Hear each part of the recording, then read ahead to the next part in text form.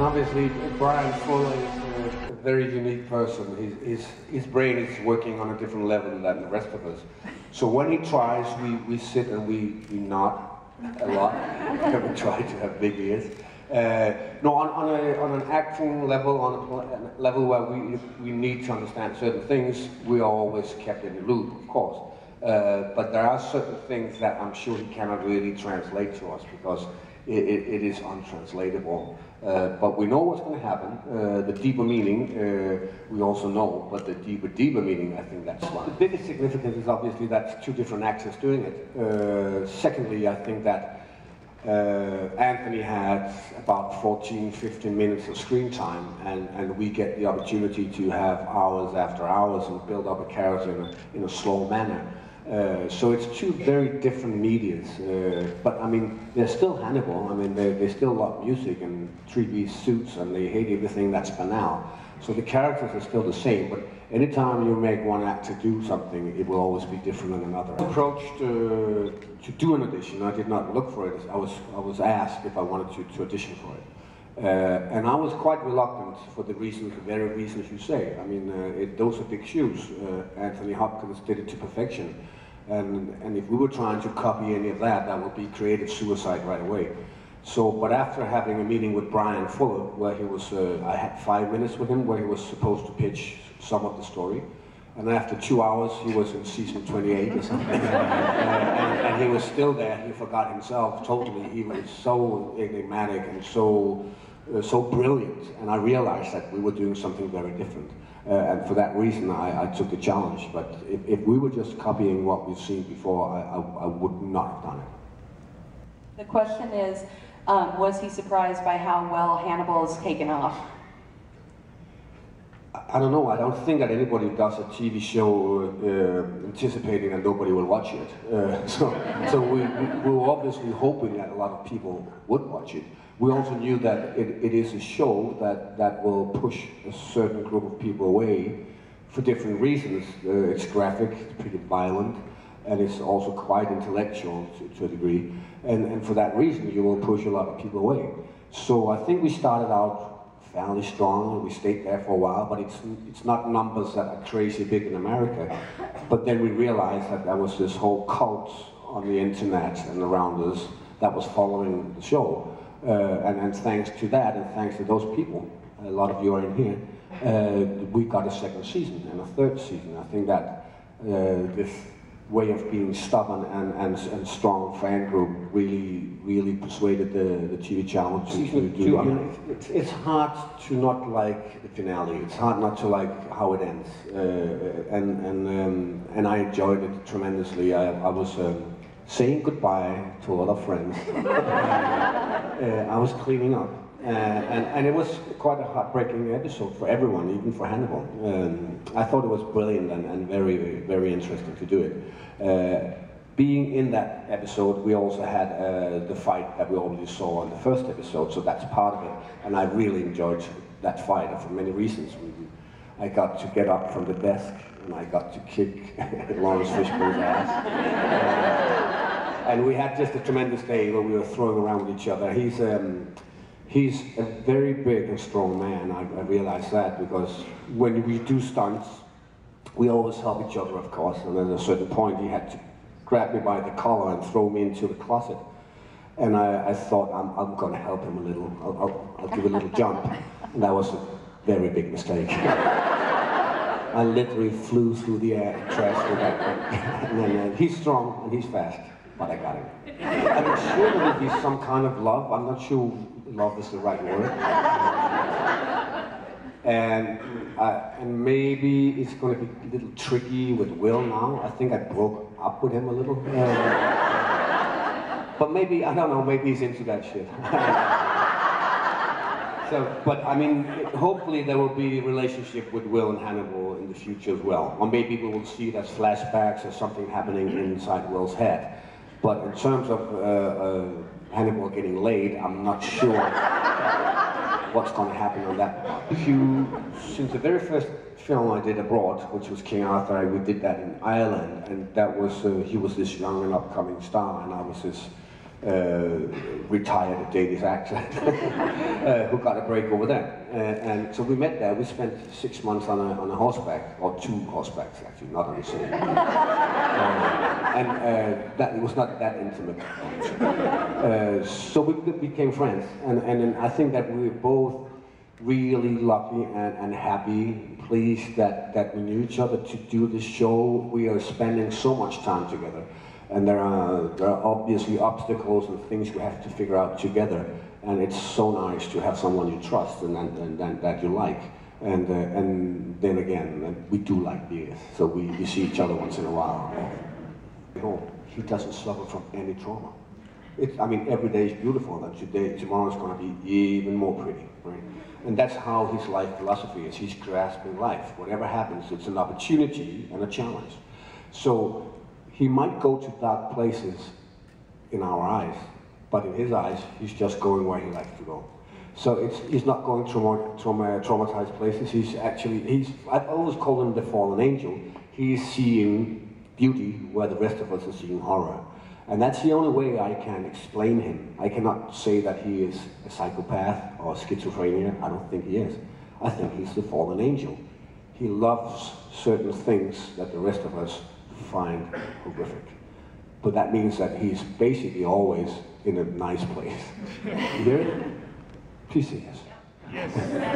So obviously, yeah, in that specific situation, I mean, I think that Hannibal has been doubting Will for a long time. It's been a cat and mouse game. He knows that something is up. But eventually, Will convinces Hannibal that he's in the same boat. And that's where Hannibal becomes a little vain. He loses on his vanity. He starts believing it, and he's letting down his arms. And all of a sudden, he smells fragrances, and that is a big, big surprise to Hannibal. It's a betrayal beyond anything he's ever seen. And so he did not see that coming. It is a big betrayal. 20 minutes ago, I heard about that book as well. And honestly, I think we made jokes about it, we talked about it, but to be honest, what are we going to expect from that book, you know? I mean, we can make a cool and funny book, but out of 10,000 people out there, somebody's going to do the right thing. Right? So we take some human flesh, I'll do that. You know, I think it's a dangerous project. It can be funny and interesting, but honestly, there will be somebody out there who goes, yeah, I like that dish. You know? So we will definitely have to discuss this before we do it. My level of patience in a different place. To be honest, rude people has always annoyed me my whole life. So in that sense, it's not changed. If people are rude, I mean, bumping into people is not necessarily rude. Doing it deliberately or being just annoying. Sometimes you wish you were in a film, right? And you could do exactly what he's doing. So there's not a big difference from me and Hannibal in that sense. Actually, yes. No, I mean, I don't look at people differently. I mean, it's a character thing, but you learn from every character, right? Hopefully, I learned the good things from this guy, not the bad. In the sense that people will ask themselves when they watch it, obviously, is he playing a game? Is this another game? If you ask me, there are no games. Hannibal never plays a game. Hannibal is as honest as they come. He is full of empathy. He loves Will. He loves Jack Crawford. He loves his wife. And he also is full of empathy in the sense that he can get quite emotional. He can be sad. He can be happy. But as opposed to Will, who also is full of empathy, Will cannot control it. He is in the mercy of his empathy. He has no control. Hannibal has complete control. He decides when he wants to be happy. He decides when he wants to be sad. So that is obviously very different. But in terms of feelings, we decided together, Brian and me and the director, that we didn't want him to play sad and then do the little smirky laugh afterwards. We thought that was just going to get us nowhere.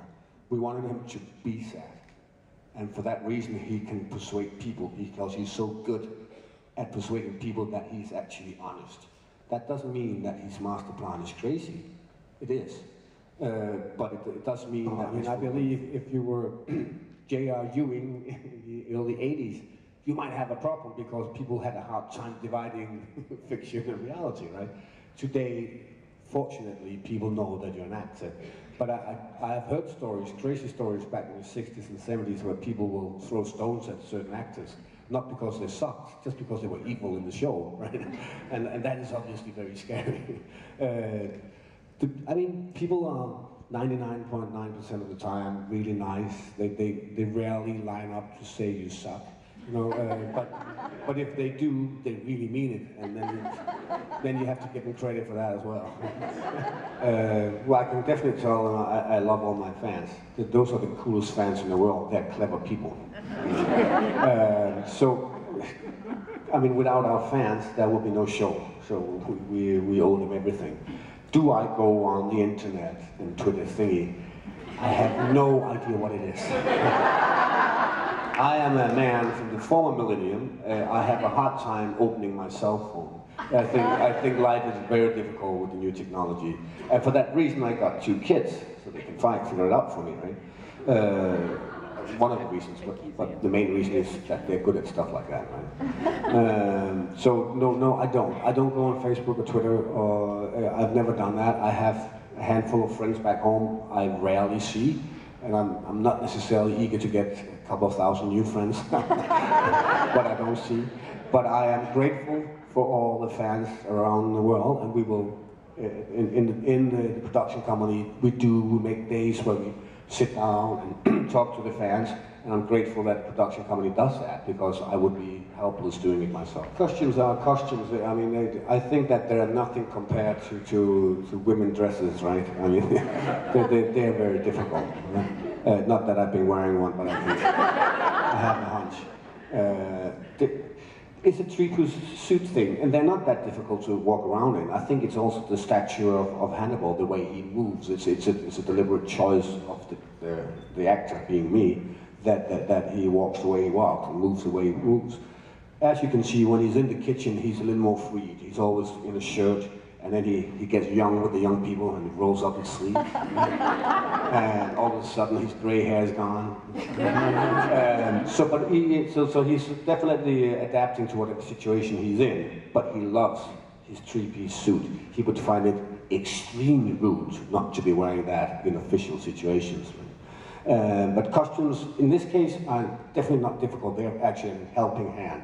I've been in other shows, films, where the costumes were unbelievable. I mean, you could not move, you could not do anything, and you had to fix this. That's crazy, of course, but that's why you make the big bucks, I guess. I mean, there's a certain sense of he's a chameleon to this character, and I think that right now he is on the run. It's not a surprise for anyone, and where he's running towards, I'm not sure. It's hopefully someplace warm. But he will change. He will change his behavior in certain situations.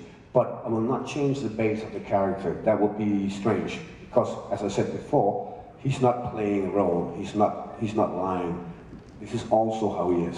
He will change it slightly, and eventually it will become a new character, maybe. Once he's incarcerated, I cannot imagine that he would be rude. I don't think he would be rude.